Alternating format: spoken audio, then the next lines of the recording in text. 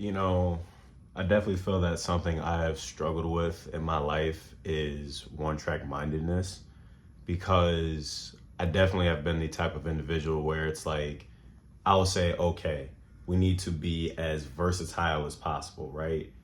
And that means that everything in my life needs to be that one thing instead of being able to, this can be versatile, but this doesn't mean that this needs to be versatile, you know? Like you can have a versatile play set in basketball, but it doesn't mean that you need to have versatile music taste, you know?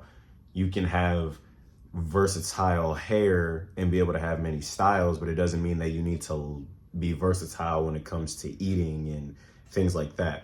And I've definitely noticed that something I struggle with, like I said, is, being able to be complex, messy, yet organized into what is right for me, because I haven't always been comfortable or feeling like I've even been truly capable of being as complex and as messy as I know I can be, yet still organized because it's just me being me. You know what I'm saying? Like, I definitely do not have the same interests in every single thing. Like some of the examples I provided are literal things that I think about sometimes day to day, sometimes week to week, depends on how I'm feeling that at that particular time. Like I definitely love versatility in basketball to be able to do many things on the basketball court.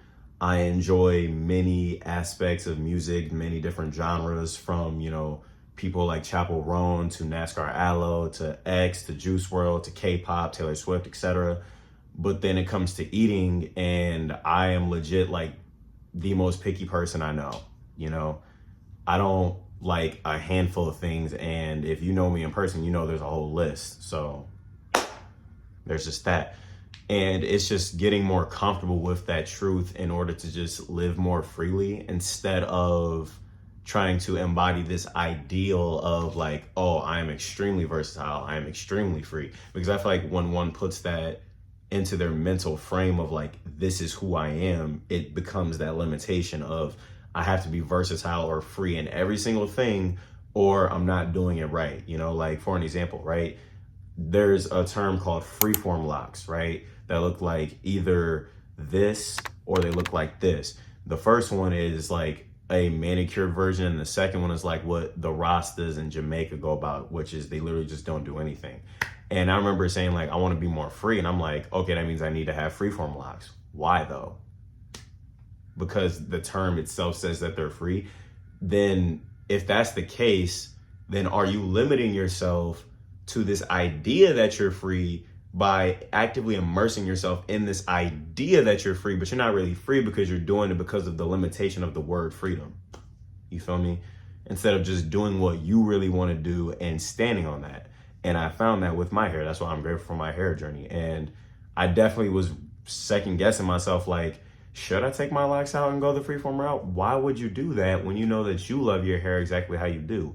You know what I mean? Or the fact that like I love colors, right? Pink is one of my favorite colors, you know what I mean?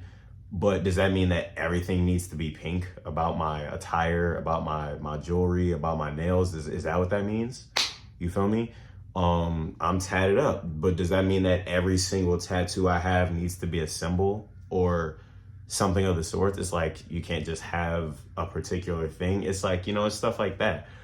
And it's doing my best to immerse myself in more of a freedom without the label or the word and just doing things without clinging to them, so that way I'm actually just doing things and truly living, and I'm not just trying to look the part, but instead I'm actually doing the part.